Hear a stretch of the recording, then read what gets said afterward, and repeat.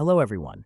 Today we're going to explore a fascinating topic within machine learning known as Fair Wasserstein Coresets, or FDC for short. That's right. As our datasets grow larger and larger, it becomes challenging to make use of all that data efficiently. Imagine trying to learn from millions of data points. It can be quite a heavy computational lift. To handle such a challenge, scientists have developed what they call coresets. Think of coresets as a representative mini version of a huge dataset. They allow us to get the same results as using the full dataset, but with less computational effort. That's so interesting. But Alfred, when we use algorithms to make decisions like who gets a loan or who should be hired for a job, we have to make sure they treat everyone fairly, right?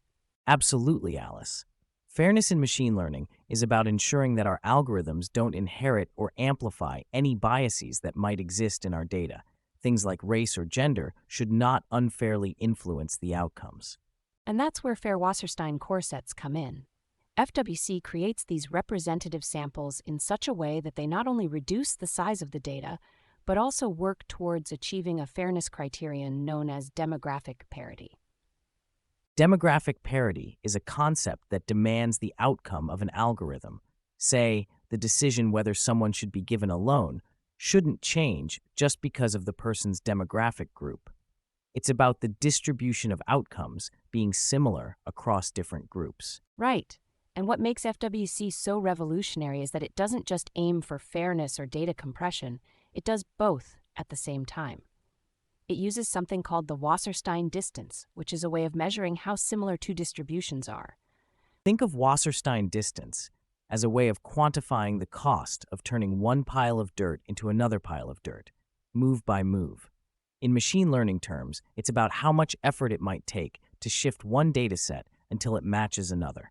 So when we minimize the Wasserstein distance between our coreset and the original big dataset, we ensure that the coreset faithfully represents the original data's shape and spread, all while keeping our fairness goals in check. Exactly.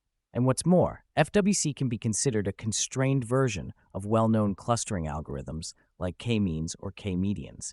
It's like grouping similar data points, but with extra rules to ensure fairness.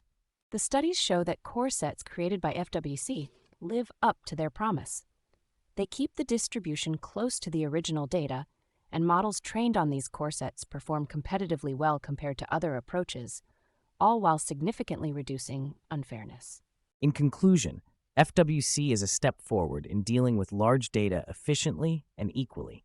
It ensures that as we streamline our data for quicker processing, we're also working towards decisions that are fair and unbiased. That wraps up our chat on Fair Wasserstein Coresets. We hope you found it enlightening, and it sparks more discussions on fairness and efficiency in machine learning. Thank you for joining us, and keep thinking critically about the data and algorithms shaping our world. Until next time.